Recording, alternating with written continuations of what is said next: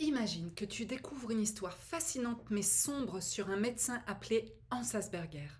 Il est connu pour avoir donné son nom à l'autisme appelé syndrome d'Asperger, qui touche des personnes ayant des difficultés sociales mais un grand potentiel intellectuel. Cependant, une historienne a révélé quelque chose d'étonnant sur son passé.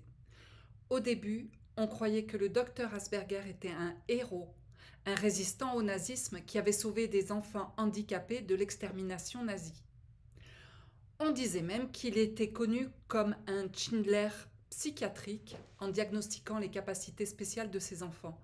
Vous savez, Schindler, ça fait référence au film La liste de Schindler. Cependant, cette historienne Edith Schleffler a découvert une toute autre vérité. Elle raconte que le docteur Asperger a en réalité soutenu les idées nazies et participé à l'extermination d'enfants handicapés.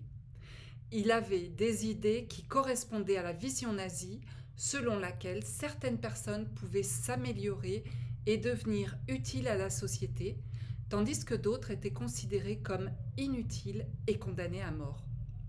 Ce que cette histoire nous apprend, c'est que les classifications médicales, comme celle du syndrome d'Asperger, ne sont pas neutres. Elles sont influencées par les croyances et les valeurs de la société à une époque donnée.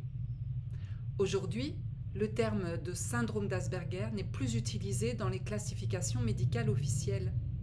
D'ailleurs, je vous invite à vous interroger des professionnels de la santé qui utilisent encore ce terme. Est-ce que ce n'est pas dans leur obligation de se tenir informés de toute évolution et surtout en matière d'autisme, puisque les classifications actuelles sont maintenant par niveau 1, niveau 2, niveau 3.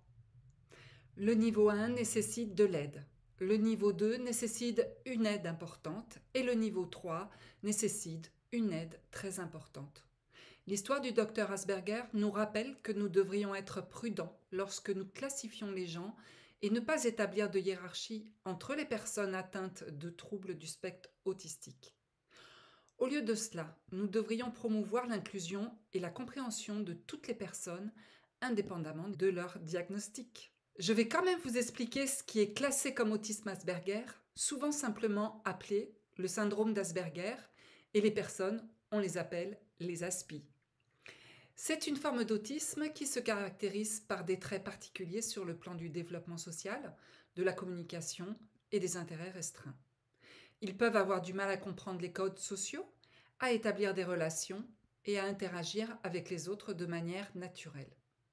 Ils peuvent ne pas bien saisir les signaux sociaux non verbaux, comme les expressions faciales et les gestes, et ils peuvent avoir du mal à maintenir une conversation fluide. Les ASPI, on pouvait aussi les appeler comme ça, c'est une sorte de diminutif, peuvent avoir des intérêts spécifiques et se plongent profondément dans ces domaines. Ils peuvent également présenter des comportements répétitifs, comme le fait de faire tourner des objets ou de suivre des routines rigides. Contrairement à d'autres formes d'autisme, ils sont généralement un quotient intellectuel normal à supérieur à la moyenne.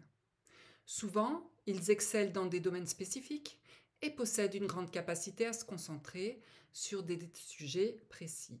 Ils ont une sensibilité sensorielle accrue, ce qui signifie qu'ils sont plus sensibles aux stimuli sensoriels, tels que la lumière, le son, le toucher ou les textures.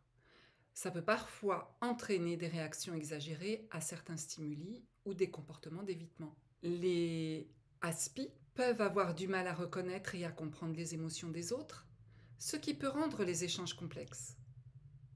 Beaucoup de ces personnes ont un fort besoin de routine et peuvent avoir du mal à s'adapter aux changements inattendus. Il est important de noter que chaque personne sur le spectre de l'autisme est unique avec ses propres forces et ses propres faiblesses. Nous savons que c'est parfois une énigme que d'élever un enfant avec autisme, surtout lorsqu'on n'a pas les clés, que l'on n'a pas été formé.